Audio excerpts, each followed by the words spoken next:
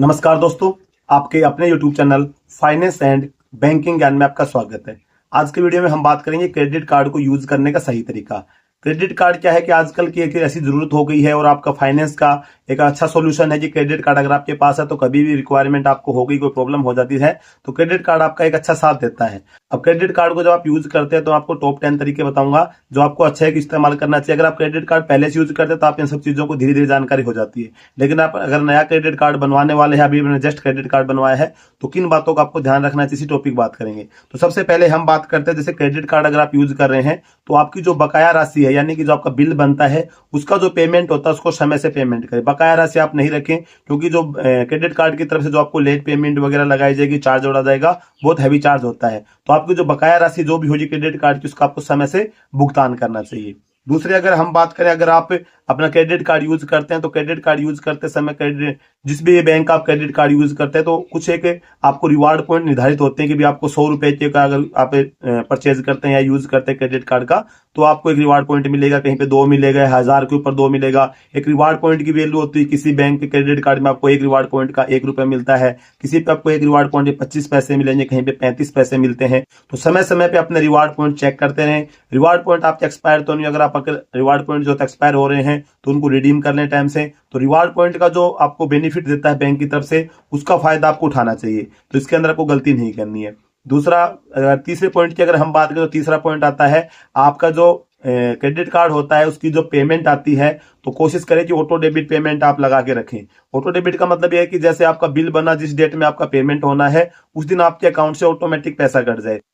क्योंकि बहुत बार ऐसा होता है कि जैसे मान के चलो कि 20 तारीख को आपको अपने क्रेडिट कार्ड का पेमेंट करना है, आपके अकाउंट में पैसा है लेकिन आप भूल गए, बाई मिस्टेक आप उस टाइम पे पेमेंट नहीं कर पाए अपने क्रेडिट कार्ड का पेमेंट, तो आपका जैसे क्रेडिट कार्ड की तरफ से फिर आपका उसके ऊपर चार्ज जोड़ दिया जाएगा। अगर आपको ऑटो डेबिट होगा तो ऑटोमेटिक आपके अकाउंट से पैसा कट जाएगा। तो कोशिश करें कि आप अपना जो क्रेडिट कार्ड यूज करें उसके ऊपर ऑटो डेबिट की सुविधा का ले, ताकि आपके जैसे बिल बने और आपके अकाउंट से पैसा इसके अंदर कट जाए। इसके अलावा चौथे पॉइंट की अगर हम बात करें तो आप जो क्रेडिट कार्ड के ऊपर अगर किसी प्रकार का आपका कोई लोन का ऑफर आता है तो कोशिश करें कि लोन से बचें, क्रेडिट कार्ड के ऊपर लोन लेने से। क्योंकि क्रेडिट कार्ड का जो लोन होता है वो आपको देखने को मिलेगा कि बाकी लोन की तुलना में एक तो उसका जो इंटरेस्ट रेट होगा वो ज्यादा होगा, प्रोसेसिंग फीस लग जाएगी, साथ ही जीएसटी वगैरह भी लगती है अगर आप क्रेडिट कार्ड के ऊपर लोन लेते हैं। तो कोशिश करें कि क्रेडिट कार्ड के ऊपर लोन लेने से बचें। नेक्स्ट पॉइंट की अगर हम बात करें तो क्रेडिट कार्ड से आप कभी भी कैश निकालने का इससे अपन यूज ना करें। क्रेडिट कार्ड को अगर आपको कैश निकालना है तो आप अपने डेबिट कार्ड का इस्तेमाल करें,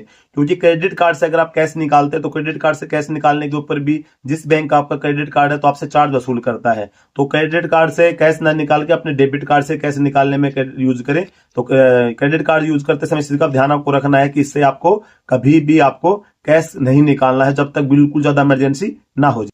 इसके अलावा नेक्स्ट पॉइंट की अगर हम बात करें तो क्रेडिट कार्ड के ऊपर सबसे ज्यादा फ्रॉड होते हैं। क्योंकि अगर आपके पास फ्रॉड कॉल आती है, आपसे बोलेगा कि भी आप मान के चलो कि आपके पास एसबीआई का क्रेडिट कार्ड है, तो बोल एसबीआई क्रेडिट कार्ड से बोल रहे हैं, आपका जो क्रेडिट कार्ड के आपके लास्ट के 4 अक्षर ही बता देगा भी आपके क्रेडिट कार्ड के 4 अक्षर हैं, और आपका ये जो भी आपको ऐसी मतलब बातों में फंसाएगा कि आपके ऊपर एक ओटीपी आएगा, आपको बताना, वेरिफिकेशन करना, केवाईसी करना, किसी न किसी तरीके से इस प्रकार से फंसा लेगा जैसे में अगर आप ओटीपी बता देते हैं तो आपके क्रेडिट कार्ड से फिर फ्रॉड हो जाता है। तो फ्रॉड ट्रांजेक्शन से बचना अगर आप क्रेडिट कार्ड यूज करते हैं, इस प्रकार के जो क्रेडिट कार्ड के ऊपर से ज्यादा फ्रॉड होता है, तो अगर आप क्रेडिट कार्ड यूज करते हैं 1 करते, 2 करते, 3 करते हैं, तो इस चीज से आपको बिल्कुल ध्यान रखना है कि आपके साथ में किसी प्रकार का फ्रॉड ना हो। नेक्स्ट ये बात करें हम नेक्स्ट पॉइंट में अगर यूज करने का तरीके में, तो किसी भी आप क्रेडिट कार्ड से अगर कोई आइटम परचेज करते हैं, जैसे मान के चलो अगर आपने 20,000 30,000 रुपए का कोई मोबाइल खरीदा है, कोई इलेक्ट्रिक आइटम खरीदा है, किसी और परचेजिंग के लिए आपने क्रेडिट कार्ड का इस्तेमाल किया है, तो क्रेडिट कार्ड का जो इस्तेमाल आपने किया, जो आइटम खरीदा, तो ईएमआई जब आप करते हैं तो इन चीज से बचे।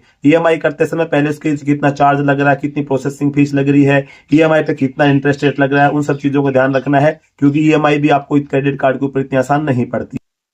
नेक्स्ट प्रोसेस की बात करें तो अपने क्रेडिट कार्ड की एक लिमिट तय करें। लिमिट हालांकि बैंक आपको करके देता है, जिस भी बैंक आप क्रेडिट कार्ड लेंगे तो आपको एक लिमिट तय होकर मिलेगी, लेकिन अपनी खुद की भी एक लिमिट तय रखें कि भाई मैं अपना जब क्रेडिट कार्ड यूज करता हूं तो मैं कितना रुपए तक का बिल पेमेंट कर सकता हूं महीने का, अपनी सैलरी के हिसाब से, अपने खर्चे के हिसाब से। उसी प्रकार से अपना क्रेडिट कार्ड की एक लिमिट तय करें कि महीने का मैं 10,000 रुपए से ज्यादा क्रेडिट कार्ड से यूज नहीं करूंगा, या 12,000 क्रेडिट कार्ड से यूज नहीं करूंगा, 15,000 से ज्यादा नहीं करूंगा। तो इस हिसाब से अपनी खुद की भी क्रेडिट लिमिट तय करें कि मैं क्रेडिट कार्ड से सिर्फ मुझे इतना अमाउंट यूज करना है।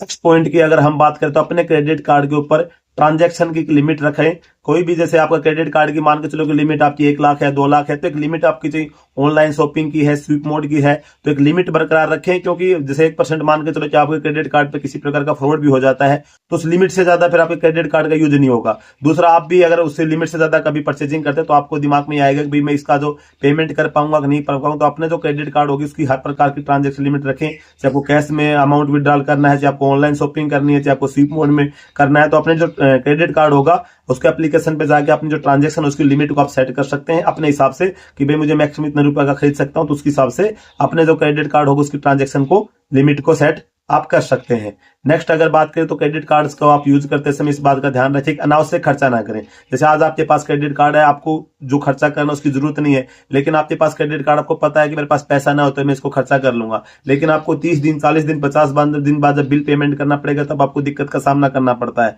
तो ट्रांजेक्शन आप जब करते हैं बैंक अपने क्रेडिट कार्ड से तो अनावश्यक खर्चे ना करें। आपने जो जरूरत के खर्चे होते हैं उन्हीं की कोशिश करें, अनावश्यक खर्चे करें बचे।